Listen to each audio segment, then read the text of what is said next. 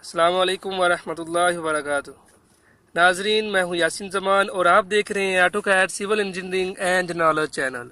अल्लाह ताला के फजल से आज मैं एक न्यू टॉपिक के साथ आप लोगों के सामने हाज़िर हुआ हूँ, जिसमें आपको बताया जाएगा कि बग़ैर टोटल स्टेशन के, बग़ैर लेवल के, बग़ैर किसी मीटर के हम एंगल कैसे लगाते हैं।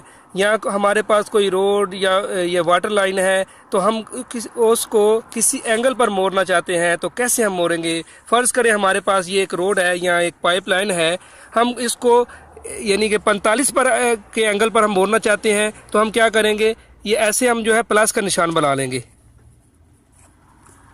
इसके बाद अगर आप राइट साइड में, ये लेफ़्ट साइड में, ये आपकी मर्ज़ी है। अगर आप राइट साइड की तरफ मोड़ना चाहते हैं तो ये हम क्या होगा, ये हमारे पास यहाँ से यहाँ तक जो फासला है वो हमारे पास है 90 डिग्री का है। यानी कि ये यहाँ से यहाँ जो हमारे पास एंगल है वो 90 डिग्री का है। हम इसको सेंटर में जब हम ये क्रॉस करेंगे, ये जो हमारे पास एंगल बनेगा ये हमारे पास क्या होगा, 45 का बन जाएगा।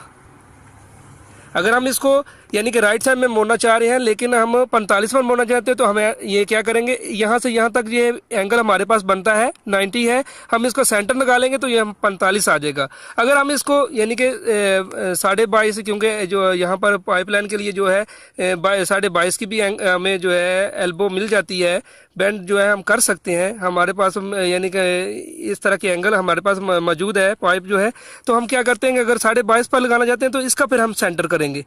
ये तो हमारे पास 45 आ गया। हम इसका जब सेंटर करेंगे हमारे पास क्या हो जाएगा, ये यहाँ से ये लाइन सीधी थी, यहाँ से यहाँ तक क्या है हमारे पास 45 है, यहाँ से यहाँ तक ये 45 है, टोटल 90 था। तो हम इनको दोनों को अब जब हम सेंटर करेंगे तो हमारे पास 22 आ जाएगा।